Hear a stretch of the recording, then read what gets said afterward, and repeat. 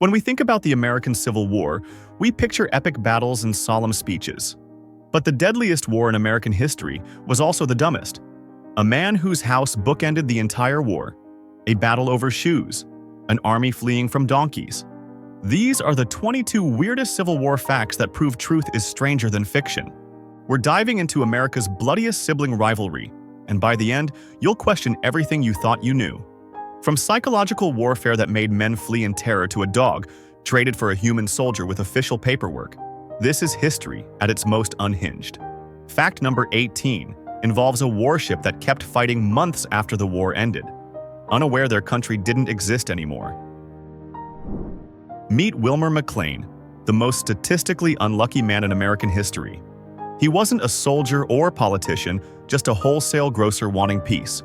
In 1861, the First Battle of Bull Run erupted on his farm with a cannonball crashing through his fireplace. Fed up, he moved 120 miles south to sleepy Appomattox Courthouse. 4 years later, the universe delivered its punchline. General Lee surrendered to Grant in McLean's new living room. The war used his property as bookends. History had his address. One of the most pivotal battles in world history didn't begin with brilliant strategy. It began with a shopping trip. Confederate soldiers marched toward Gettysburg, based on a rumor that shoes were stored there. Many were marching barefoot, desperate for footwear. This hunt for boots collided with a Union cavalry unit, sparking a skirmish that spiraled into the three-day battle that changed the war's course. Thousands died because someone heard there might be shoes in town. It's like starting World War III over a Black Friday sale. The Confederate rebel yell wasn't just a battle cry. It was a weapon of pure psychological terror. Union soldiers described it as a high-pitched, bone-chilling shriek, mixing a coyote's howl with a banshee's wail. Union troops expected deep, orderly shouts of "Huzzah!" But this inhuman keening seemed to come from all directions, creating the horrifying impression they weren't being charged by men but by deranged madmen from hell itself. It was sonic warfare designed to question your enemy's sanity, and it worked beautifully. When you're running low on cannons, you get creative. Confederate forces became masters of battlefield deception by inventing Quaker guns. They'd take ordinary logs, chop them to resemble cannons, paint them black, and mount them in fortifications. From a distance, they looked like heavy artillery. Union scouts would spot these positions and report back in panic, causing attacks to be delayed or canceled. Entire defensive lines were held by painted lumber and audacious bluffing. It was the 19th century equivalent of fake security cameras, and it was shockingly effective.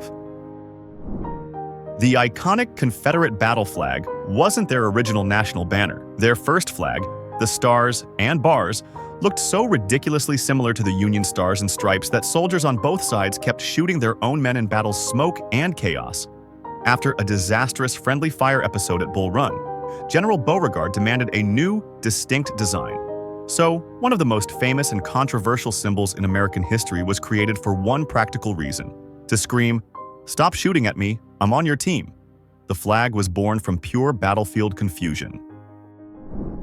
History has a twisted sense of humor. The Battle of Palmito Ranch in Texas was fought on May 13, 1865, more than a month after Lee surrendered at Appomattox. The war was over. Everyone knew it, except these guys. News traveled slow in the 19th century, and these isolated Texas frontier troops hadn't gotten the memo. So they fought a bloody, pointless battle where men died for a cause that no longer existed. The final bitter irony? The Confederates, whose nation had dissolved, actually won this last meaningless battle. But it gets weirder. The Confederate warship CSS Shenandoah was raiding Union whaling ships in the remote Arctic Ocean. With no access to telegraphs or news, they were oblivious the war had ended. They continued their mission for months, firing the final confirmed shot on June 22, 1865, near the Bering Strait. They only learned the war was over in August when they encountered a British vessel. The captain then disguised the ship and sailed to Liverpool to surrender, completing a full circumnavigation as a warship without a country. They were ghosts, fighting for a dissolved nation. During a surprise nighttime attack on a Union supply train, Confederate soldiers accidentally stumbled upon a massive encampment of Union mules. The chaos of gunfire and shouting spooked the animals, and hundreds stampeded in the dark. The Confederates heard the terrifying noise of hundreds of hooves thundering toward them and ungodly braying echoing through the night. They were convinced they were being charged by massive enemy cavalry. They broke ranks and fled in terror from an army of angry, weaponized donkeys. The Union didn't even know they'd won until morning. Soldiers are still people, and people need their vices. On quieter fronts, an unspoken rule of commerce emerged between enemy lines. Union and Confederate pickets stationed on opposite riversides would declare unofficial truces to trade. The deal was simple. Union troops had coffee but no tobacco. Confederates had tobacco but no coffee. They'd send little makeshift rafts or toy boats across the river to exchange goods, becoming business partners for a few hours before going back to being mortal enemies. Capitalism doesn't care about your Civil War. In the dead of winter in 1864, a small snowball fight erupted between two Texan brigades in the Confederate Army. But this wasn't just fun and games. It quickly escalated into a full-scale organized battle. Officers took command, ordering frontal assaults and flanking maneuvers. They used blankets to capture prisoners. The fight raged all day, and by the end, there were real casualties including black eyes, broken noses, and at least one soldier knocked unconscious. It was less a snowball fight and more a military operation with frozen ammunition. Even during war, soldiers found ways to fight over nothing. The primary food source for Union soldiers was hardtack, a simple flour and water biscuit baked until it achieved the density of a ceramic tile.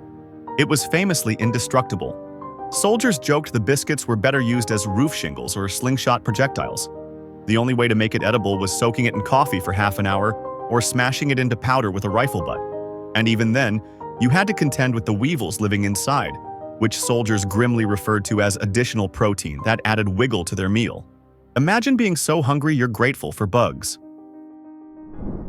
During the Battle of Gettysburg, Union troops captured a stray dog who was the beloved mascot of a Confederate regiment.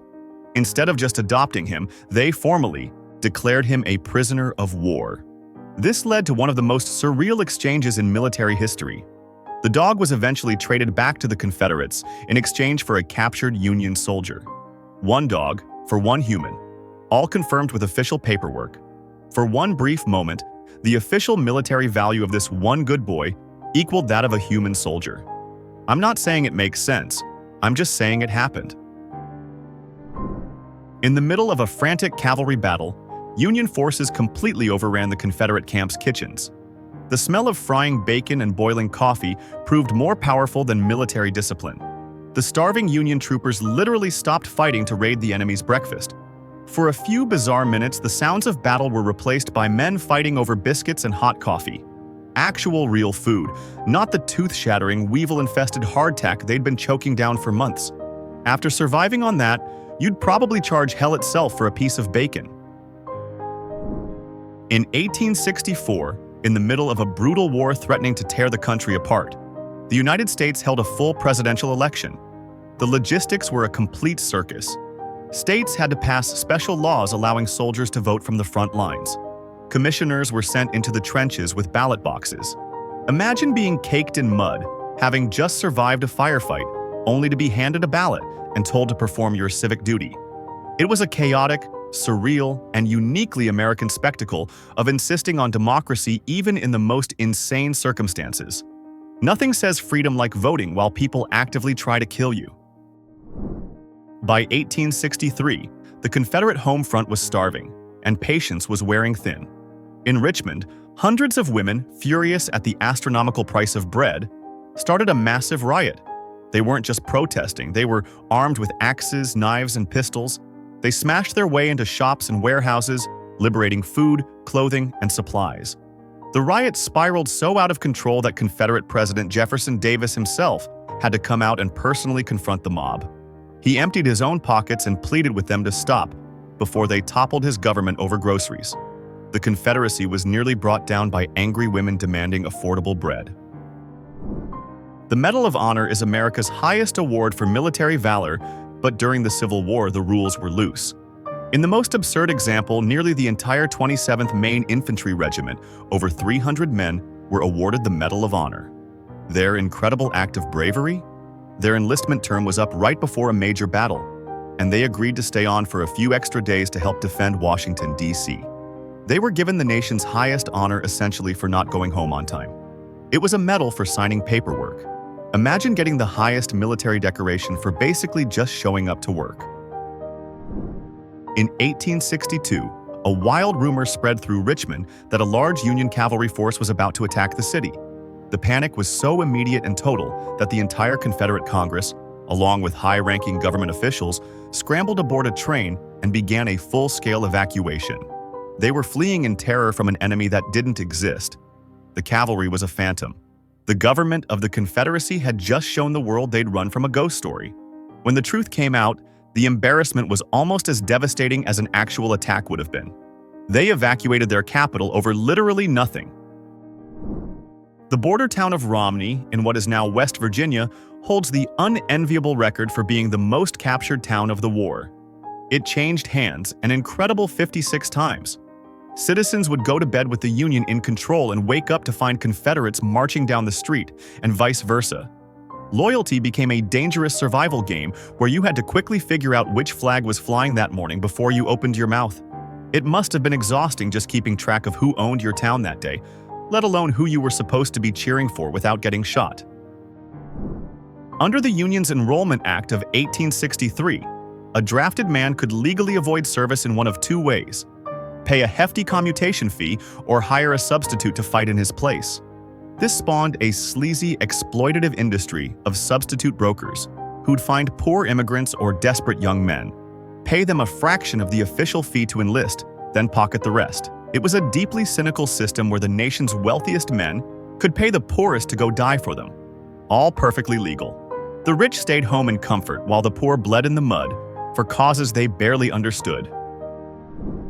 In one of history's most cruelly ironic twists, the legislation creating the United States Secret Service was approved on April 14, 1865. Abraham Lincoln was shot later that same night. The agency that would one day be famous for taking a bullet for the president was born about 5 hours too late to help its own creator. To add another layer of irony, its original mission wasn't even presidential protection. It was to hunt the rampant counterfeiters wrecking the nation's economy. The timing couldn't have been more tragically perfect. The protectors arrived just hours after they were needed most. At one point during the Vicksburg campaign, Union ships guarding a river spotted what they believed was a sinister-looking Confederate ironclad warship floating toward them in the dead of night. They immediately panicked and opened fire with every cannon they had, blasting the mysterious vessel with a furious barrage. After wasting a tremendous amount of precious ammunition, the smoke cleared to reveal their terrifying enemy. A few empty barrels and a log nailed together by a clever Union admiral upstream to fool the enemy downstream. It worked a little too well on his own navy. They'd just declared war on driftwood. In late 1863, thousands of veteran Union soldiers did the unthinkable. They went on strike. Their 3-year enlistments were up, and they refused to re-enlist or perform duties until they received their back pay and bonuses in cold, hard cash, not government bonds. Right before a major campaign against Lee, a huge chunk of the Army's battle-hardened corps literally stacked their rifles and held the Union hostage for a paycheck. Panicking, the War Department had to rush wagons loaded with hundreds of thousands of dollars to the front lines like a mob movie payoff. Once every man was paid, they picked up their guns and went back to being heroes.